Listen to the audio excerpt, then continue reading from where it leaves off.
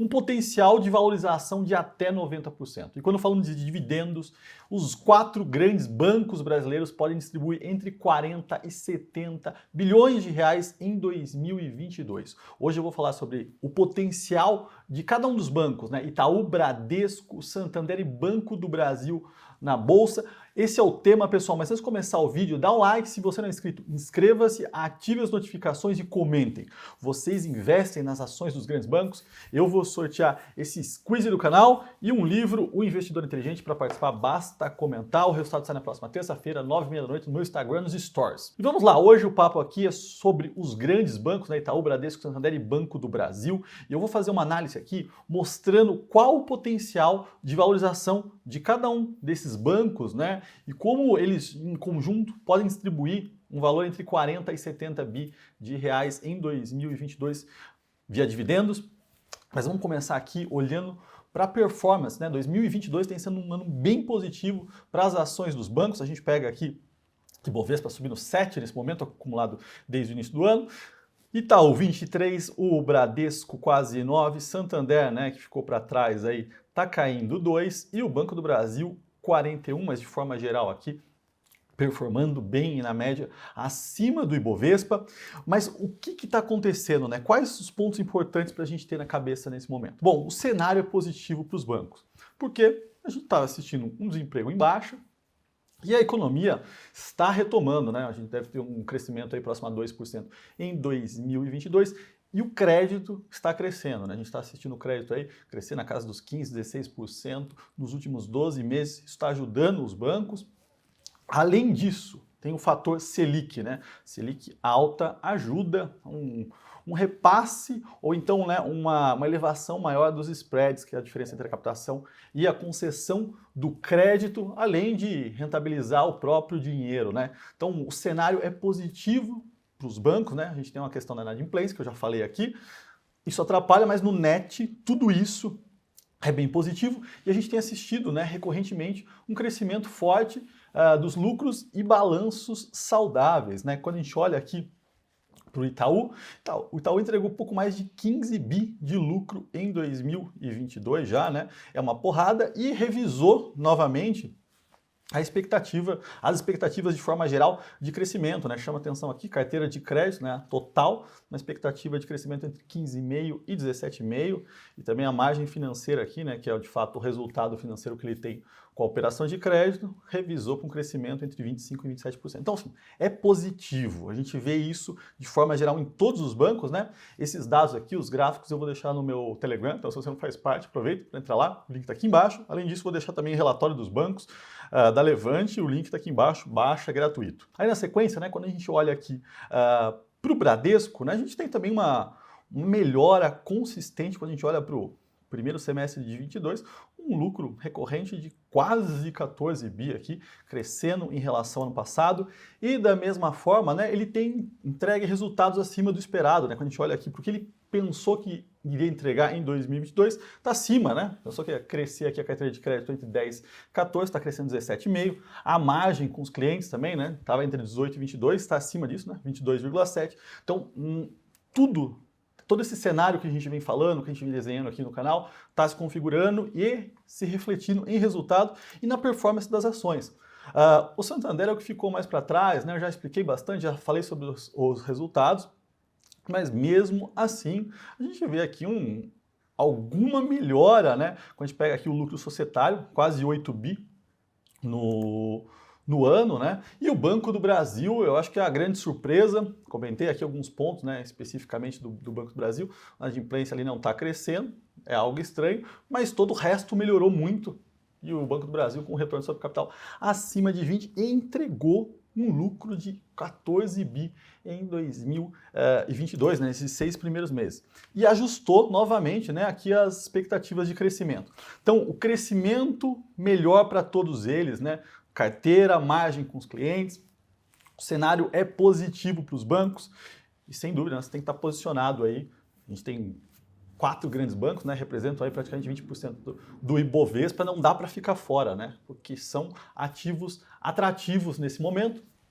E aí, eu vou mostrar aqui nesse dado aqui, que são as projeções minhas dos lucros dos bancos, né. Então, estou falando aqui que de forma bem conservadora esses números. Itaú vai entregar 30 bi, Bradesco um pouco mais de 28, Banco do Brasil 28.200, Santander 16, a gente está falando de um lucro aqui desses 4 bancos, né, um pouco superior a 102 bilhões de reais.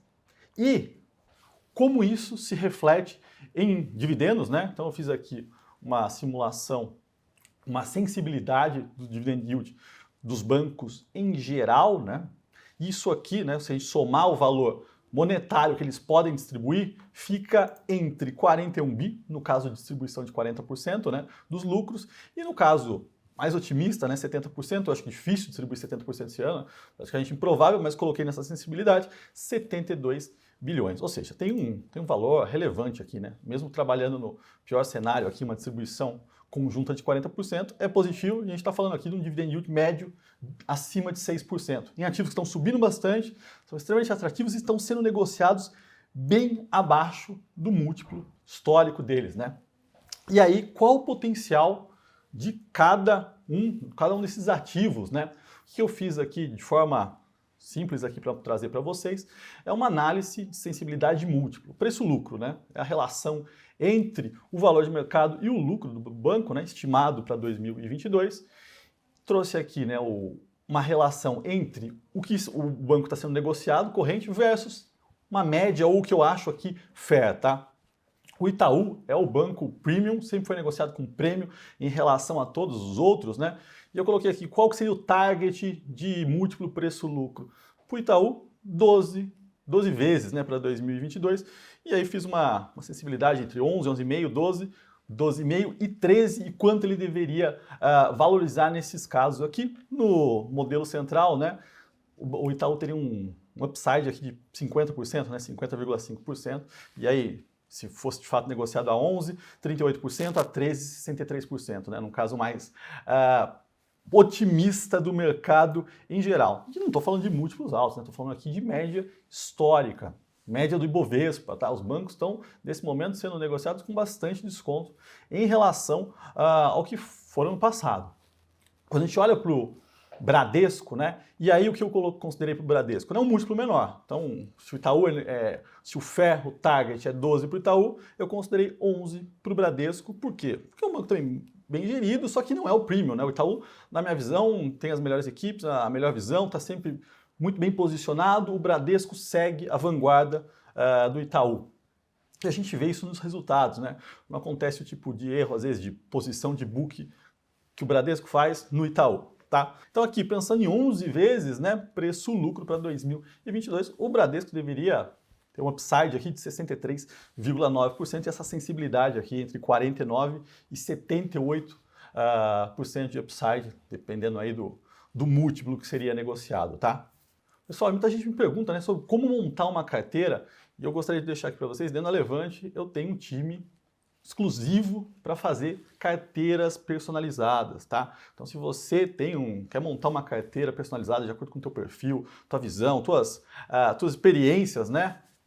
Eu tenho o Infinity Pass dentro da Levante, uma equipe dedicada a isso. Eu vou deixar um link aqui com o WhatsApp, procura o pessoal e aí tenha todo esse nosso time aí auxiliando vocês na melhor composição possível de uma carteira, tá?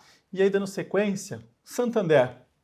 Considerei o Santander também com um preço-lucro, né, de 11 vezes. É o que está crescendo menos, né? Talvez fosse até considerar um 10,5 aqui nessa análise. Considerei no mesmo nível do Bradesco, mas pensando historicamente, ele cresce, tá? Qual que seria o upside? 59,3, considerando 11 vezes preço-lucro. E aí, entre 10 e 12, né? 44% a 73% de upside. E o Banco do Brasil. Então, quando a gente fala de Banco do Brasil, é uma estatal. Ele tem que ter, sim, um desconto em relação aos bancos privados, né? Não faz sentido. Por quê? Porque tem um risco forte de mudança de gestão, entre outros pontos, né? Então, não é a mesma coisa. Você tem um sócio que muda a cada 4 anos e pode decidir que o gerar valor para o acionista não é o foco da empresa, né? Então, isso é bem diferente de uma empresa privada. Então, eu considerei aqui um desconto de 40% em relação ao múltiplo. Considerei o que é fair para o Banco do Brasil, 7,2 vezes. Quando deveria valer? Deveria ter um upside, né, de 75%.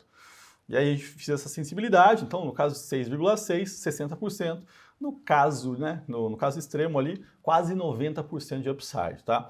Aqui o banco tem mais upside, eu tenho uma certa resistência a investir em estatal nesses momentos, né, nos últimos anos aqui, fiquei fora, mas tem, quando você olha, né, não dá para desconsiderar. Eu não invisto em relação por ser uma estatal, mas eu não deixo de olhar e analisar e trazer aqui para vocês, tá? Porque a filosofia de investimentos de cada um é algo extremamente pessoal. Então, acho que você, como investidor, tem que pensar na tua filosofia, nos riscos que você quer correr e nos riscos que você não quer correr, tá? Mas eu trouxe aqui de forma geral o que está acontecendo com os bancos, né? Uma visão positiva, tem muito upside, dividendos e todos esses dados aqui, relatório, sorteio de livro e quiz do canal e tudo, né? Quem quiser saber um pouquinho mais sobre o Infinity Pass da Levante, o link está aqui embaixo, todos os links estão aqui embaixo. E se você gostou do vídeo, dá um like, se inscreva no canal e até o próximo.